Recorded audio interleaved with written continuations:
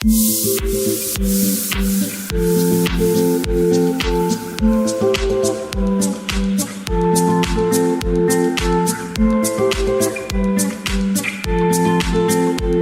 adalah mesin sapu air. Ketika datang kelengkapannya seperti ini. Ayo coba, ini adalah proses perakitannya.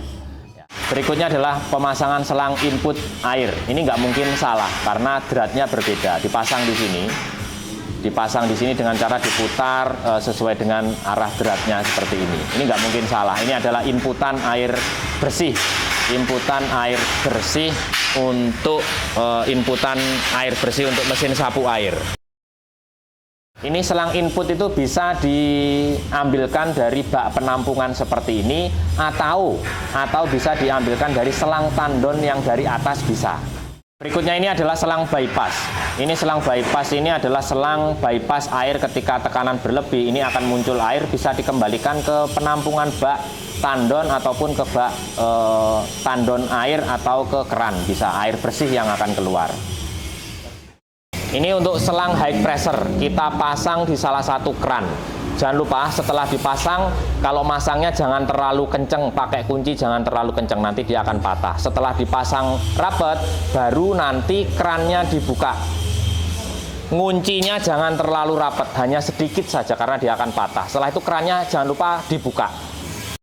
Setelah itu, ini adalah stik sapu air, karena kelengkapannya ada dua. Yang kita pakai sekarang ini adalah stik sapu air dipasang. Ingat, pemasangannya jangan terlalu kencang, tinggal diputar seperti itu. Dan ini adalah stik sapu air untuk menyebarkan atau membuat sapu air. Untuk mesin sapu air, kabel powernya bisa langsung ke power utama ataupun ke remote. Itu tergantung, karena remote itu beli terpisah. Kalau mau nambah lebih ringkas, bisa pakai remote langsung ditancapkan di remote seperti ini. Ataupun kalau nggak nambah remote, dia langsung ke stop kontak. Kelengkapan remote itu seperti ini, tombol remote dan boxnya. Ya, ini adalah piranti remote yang dibeli tersendiri. Jadi beli mesin sapu air belum termasuk remote-nya. Kalau pakai remote itu lebih mudah. Stop kontak, ya stop kontak, ditancapkan ke box remote. Baru power dari mesin sapu air ditancapkan ke remote. Pemakaiannya seperti ini. Setelah itu remote-nya itu, ya kita menuju ke mesin dulu. Kita on-kan tombol mesin. On-kan tombol mesin. Ketika di-on-kan, ini di-on-kan belum hidup. Nah, baru nanti tombol remote untuk menghidupkan dia dari tombol remote ini. Ketika ini dihidupkan, mesin nanti langsung hidup. Ada on dan off. Ketika kita tombol on, mesin langsung hidup. Seperti itu. Kita matikan, mesin langsung mati. Ini kalau dari remote, ya hidup, mati seperti ini. Tapi kalau tanpa remote, kabel power ini langsung ke stop kontak. Pastikan di kondisi di sini harus off dulu, ya. Baru dicolokkan ke kabel power, ya dicolokkan ke kabel power seperti ini. Baru on off-nya dari power seperti itu. Ini untuk hidup mati kalau tanpa remote. Mematikan juga dari situ, seperti itu.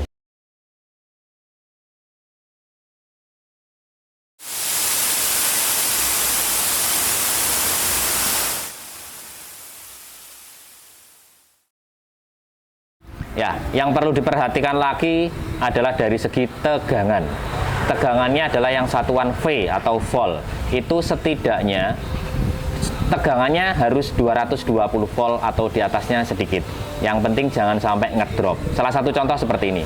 Tegangan saat ini adalah 227 volt. Ketika dihidupkan itu jangan sampai dia ngedrop terlalu tinggi. Misalkan saya hidupkan seperti ini. Itu tegangannya tidak boleh drop terlalu tinggi. Ya 219 masih oke. Di atasnya 210 itu sangat bagus ya. Itu hati-hati karena ini hubungan dengan tegangan itu sangat berhubungan dengan keawetan dari dinamo. Ini 219 volt.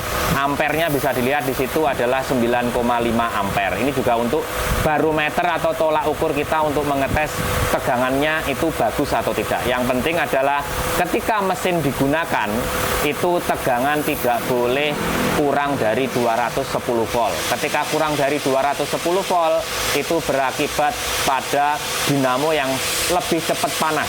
tenaganya kurang, seperti itu. Jadi bisa dipastikan tegangannya itu di atas 210 volt ketika mesin berjalan.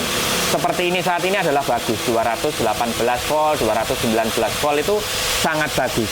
Dan ampernya bisa dilihat di situ ketika bekerja, ampernya 8,7 ampere. Seperti ini adalah barometer, bukan hanya sebatas estetik aja, tapi ini fungsinya juga sangat tinggi untuk mengetes tegangan ketika bekerja.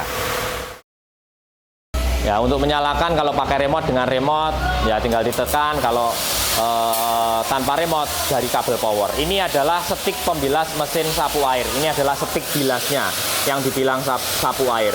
Pembelian mesin sapu air sudah dapat 2 nozzle. Nozzle setik sapu air seperti ini, ya seperti ini yang lagi kita pakai ini, atau kita ganti setik yang nozzle-nya bisa disetel, fokus, dan melebar. Ini adalah setik untuk cuci mobil sebenarnya. Ini adalah satu nozzle, tinggal dipasang aja. Setelah itu nanti bisa dihidupkan kembali. Bisa dihidupkan ya. Ketika dinyalakan, ini bisa fokus dan melebar, bisa disetel. Ini adalah fokus, ini bisa diputar seperti ini. Arahnya lebih ke cuci motor dan mobil dari segi manfaat. Ini bisa disetel sesuai dengan kebutuhan, mau fokus ke satu titik ataupun tipis melebar untuk membilas bodi mobil ya. Jadi pembelian mesin sapu air sudah ada 2 nozzle, setik sapu air dan nozzle untuk cuci motor mobil. Sesuaikan dengan kebutuhanmu, seperti itu. Untuk peletakan mesin sapu air bisa dipastikan jauh dari semburan air atau kelembapan air.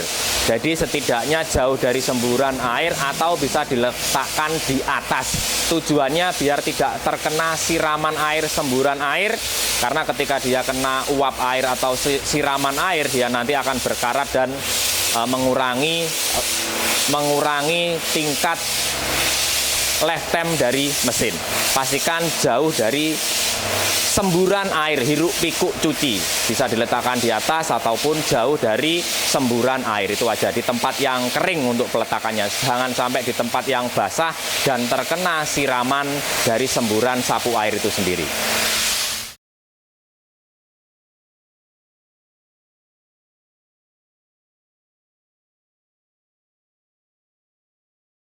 Ya, ini yang plastik, di dalam plastik ini adalah spare part untuk stok.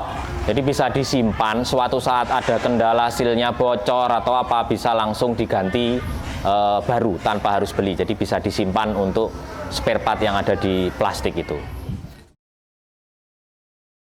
Terus ini ada 3 putaran yang perlu adanya perawatan ketika mesin mau dipakai. Setidaknya bulatan 3 ini diputar sedikit aja. Tujuannya apa? Untuk melumasi piston agar dia bisa lebih awet, karena itu di dalamnya ada grease atau setempet, sehingga bisa lebih awet ketika perawatannya bagus. Tinggal diputar sedikit aja ketika mau dipakai. Bisa setiap hari mau dipakai dia diputar. Dari segi perawatan lagi, fan bel perlu dicek selama seminggu sekali. Ketika fan bel dia masih bagus, dia tekanannya akan bagus. Tapi kalau fan belnya dia kendor, itu nanti tekanannya akan drop. Itu adalah salah satu indikator bahwa fan belnya kendor, dia akan drop dari segi tekanan. Untuk lubang oli bisa pengisiannya dari sini. Caranya gimana? Tinggal dibuka.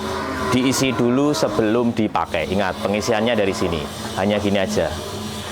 Untuk pengetapan atau penggantian oli, penggantian bautnya dari bawah ini. Ini bisa dilepas untuk penggantian olinya. Ini untuk penggantian, ini untuk pengisian. Di sini ada indikator oli untuk memastikan level olinya, dilihat dari sini.